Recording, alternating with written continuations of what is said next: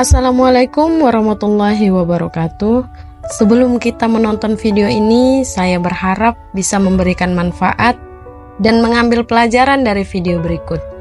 Dan jangan lupa subscribe ya teman-teman. Semoga kita diberikan harta melimpah dan berkah. Di sebuah kota kecil yang sunyi, hiduplah sebuah keluarga kecil. Keluarga ini terdiri dari Budi, seorang pria pekerja keras yang bekerja sebagai buruh harian. Istrinya Rina, yang menjadi ibu rumah tangga, dan seorang anak laki-laki berusia 5 tahun, Dimas. Keluarga ini hidup dalam keterbatasan ekonomi. Cukup untuk makan sehari-hari, namun tak ada ruang untuk kemewahan. Rumah mereka sederhana, terbuat dari papan kayu yang sudah mulai lapuk. Tetapi mereka tetap menjalani hidup dengan cinta dan kebersamaan. Budi yang setiap hari bekerja dari pagi hingga petang, berusaha keras untuk mencukupi kebutuhan keluarganya. Setiap malam ia pulang dengan tubuh letih, namun wajahnya tetap menyiratkan senyum. Di matanya, kebahagiaan keluarga adalah yang terpenting. Meskipun uang yang ia bawa pulang kadang tak cukup untuk keperluan sehari-hari. Di sisi lain, Rina, meski penuh kesabaran, mulai merasakan tekanan yang kian berat. Dia harus mengatur segala sesuatunya dengan serba terbatas. Kadang-kadang, bahkan hanya ada sedikit makanan di meja.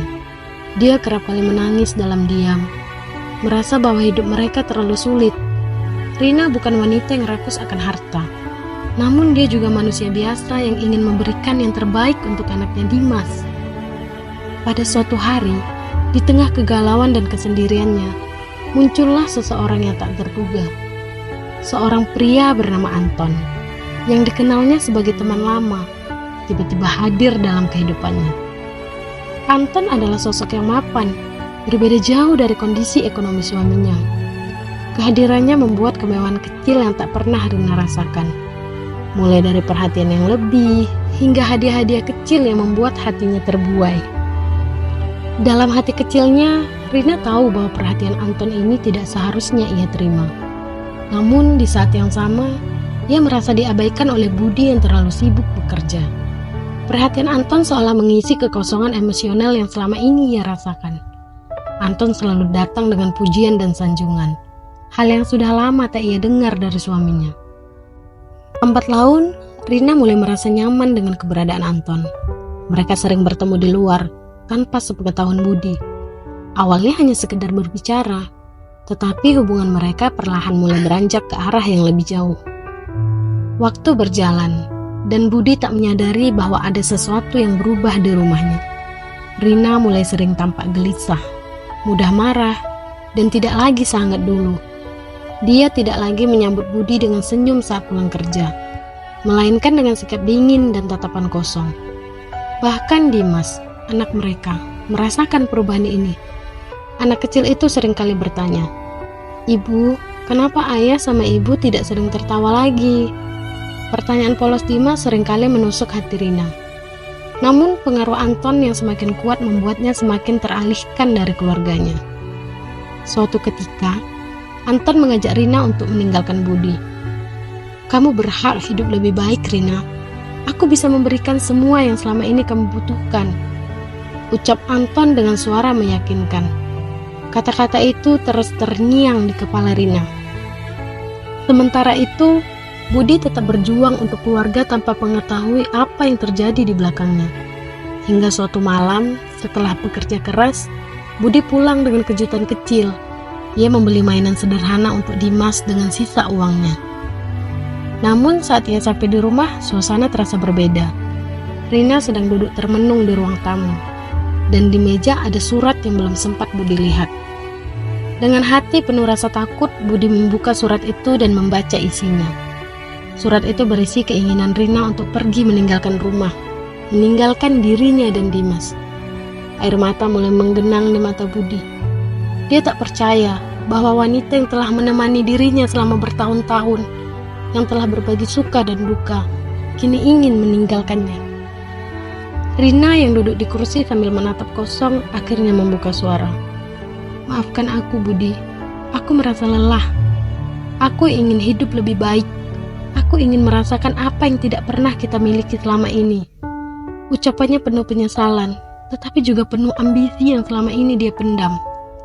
Budi hanya terdiam, hatinya hancur, tetapi ia masih berusaha untuk memahami istrinya.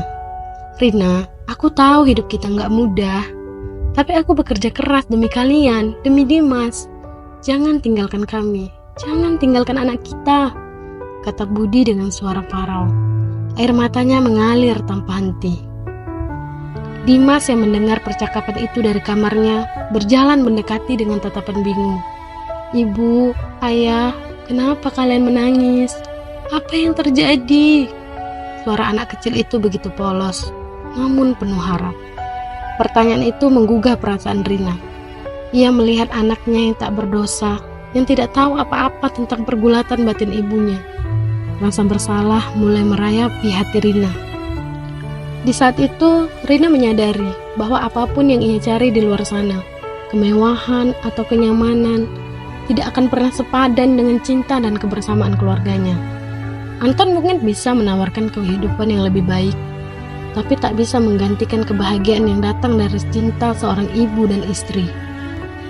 Dengan berat hati, Rina meletakkan surat itu kembali di meja. Ia berlutut di hadapan Budi dan menangis. Maafkan aku, Budi. Maafkan aku telah lupa akan cinta kita, akan Dimas, akan semua yang kita miliki. Aku terlalu sibuk mencari hal yang sebenarnya tak penting. Rina menangis terseduh-seduh, sementara Budi dengan hati yang masih terluka, berusaha menenangkan istrinya. Budi mengusap rambut Rina. Meskipun hatinya masih penuh dengan luka, kita bisa mulai lagi, Rin. Tapi jangan tinggalin aku dan Dimas. Kita bisa ngelewatin ini sama-sama, kata Budi penuh dengan harapan. Meskipun hatinya masih merasakan perih yang dalam. Rina kemudian memeluk Dimas, anak yang tidak pernah tahu apa yang terjadi di antara orang tuanya. Dia menangis dalam pelukan anaknya, menyesali semua yang hampir ia hancurkan.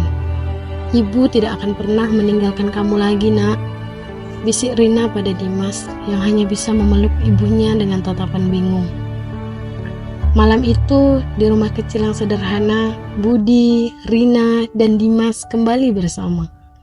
Meskipun badai hampir memporak-porandakan rumah tangga mereka, cinta dan kesabaran Budi berhasil membawa mereka kembali pada jalan yang benar. Keterbatasan ekonomi mereka mungkin masih ada, tapi mereka tahu bahwa keluarga dan kebersamaan adalah harta yang paling berharga, jauh melebihi kemewahan materi yang hanya bisa ditawarkan oleh orang lain. Dan demikianlah, bahwa dalam ujian kehidupan kadang kita lupa akan hal-hal yang paling berharga. Terkadang kehadiran orang ketiga bisa menggoda kita untuk mencari kenyamanan, dan tampaknya lebih mudah. Namun cinta sejati selalu datang dari keluarga yang bersatu dalam suka maupun duka.